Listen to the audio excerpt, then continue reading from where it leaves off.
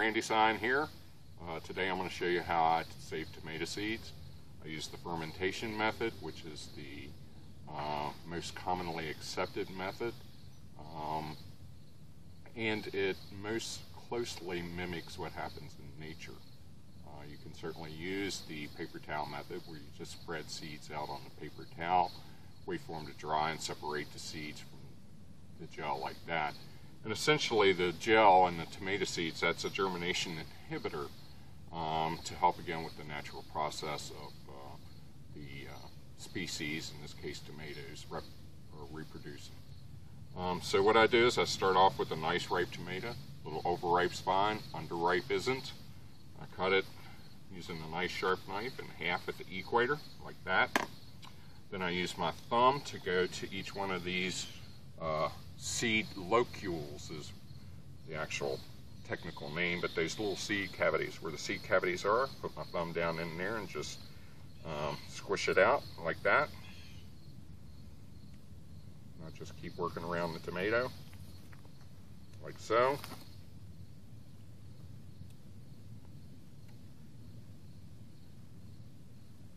Around the tomato like so. And when you save seeds, I forgot to mention this in my last video, when you save seeds, you go to your best plant to select your tomatoes from. It doesn't have to be the best tomato on the plant, just go to the best plant or plants to save seeds from.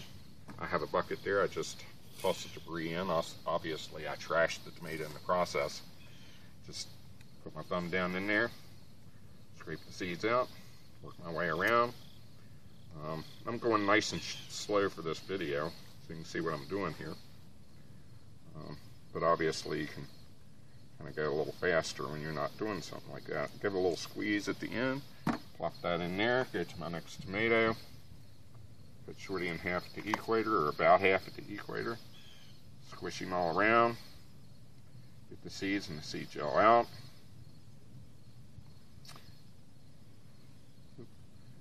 More there to be had. Do a little squish. Same thing here. Whoop. Sometimes that happens. Go squishing out. I've actually shot myself in the foot, etc. Probably we all have. Okay, got that.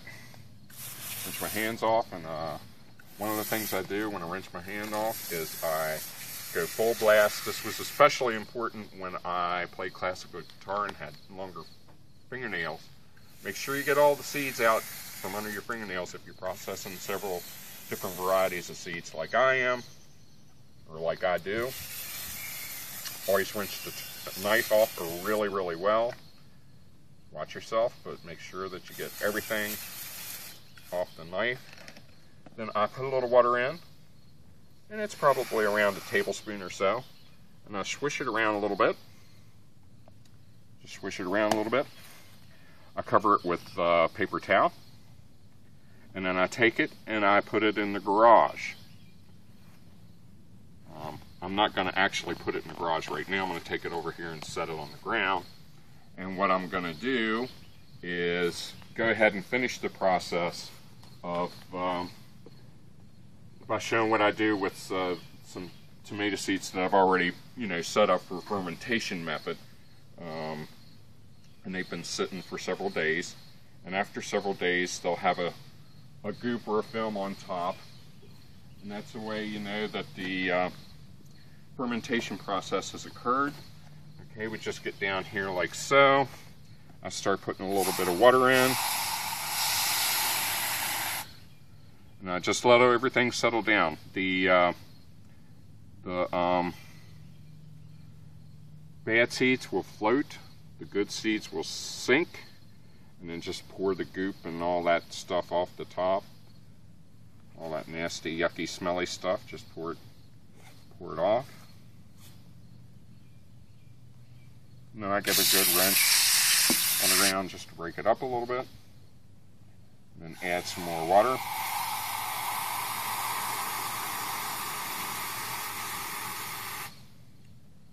Let everything settle down a little bit.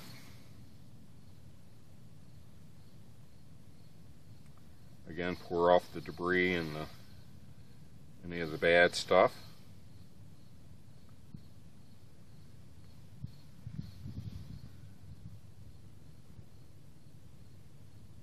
And the bugs got into this one. I can see a bunch of larvae floating around down there. Okay, do the water again. Oops. And when he starts spinning around like that, I just use the water hose to stop that. So we get everything going there. Let it settle down again a couple of seconds. Now you can see that the water's, basically pretty clear. And that's what you're going for. You just want to go till you get the water nice and clear. Pour this off one last time. And I put the corner of the container down on the ground like that.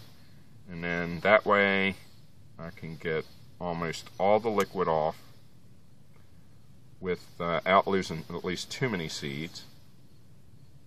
And just let them sit there and get all the water off, or as much of it as you can. There's going to be some left over no matter what you do, just about. Okay, now once you do that, right now you could take it, you could put it on a paper plate with the variety name written on it, and let it dry, and put it in coin envelopes or however you store it. And,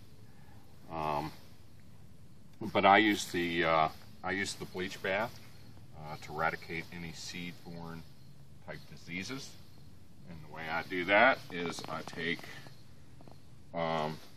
some bleach and pour it in the bottom of one of these containers. Pour water on top, and it's probably around a 3 to 4 to 1 ratio of the mix. And I get over here, and this is the first time you get to thwack the seeds. Now hold the bleach container in place. Just keep tapping and thwacking to get all or most all of the seeds out and down into the container there. And we let that sit for 5 minutes. I'm not going to do it for that long today because we just want to get through this video, but it's got a little bit of a bleach bath, and like I say, it's a very optional step. You don't have to do that if you don't want to. I just normally do. And again, you always rinse out your containers. I mean, a lot. Make sure everything's really rinsed out, really clean.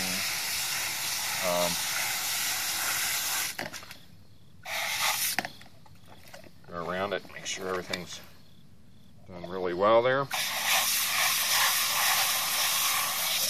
Okay, everything's rinsed off real well.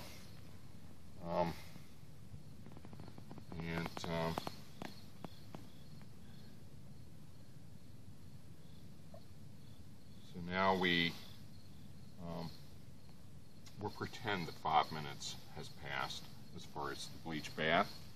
And then got my container there. Washed any dirt and debris out of the way. Get my paper plate lined up here. Now it's our second chance. Ooh, I see that. Look, there's a seed left over somewhere else. Got to get rid of that.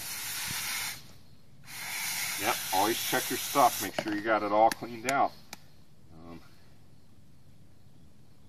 Check, double check, and take one last look before you get ready to process the next batch of seeds. That was a seed that was left over from an earlier batch it just processed a few minutes ago. We did that on the high definition camera. This is being done on my cell phone. And then just start pouring off the bleach, running it through the strainer. Get down to the end. We start thwacking a little bit here. Okay, and some of those seeds, you can see, well, some of them came outside of the container and everything like that. But some of them got down the bleach bath, so what do? Just run it through again. Not a problem.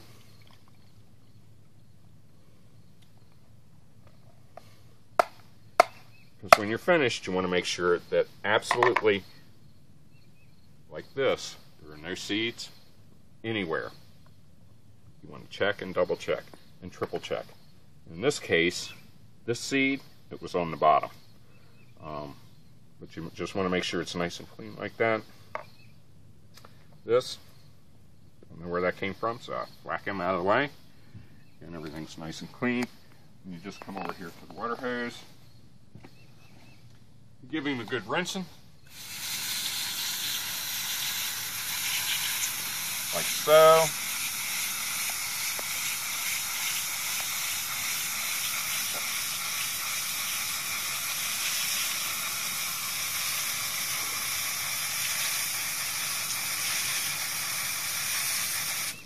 Okay.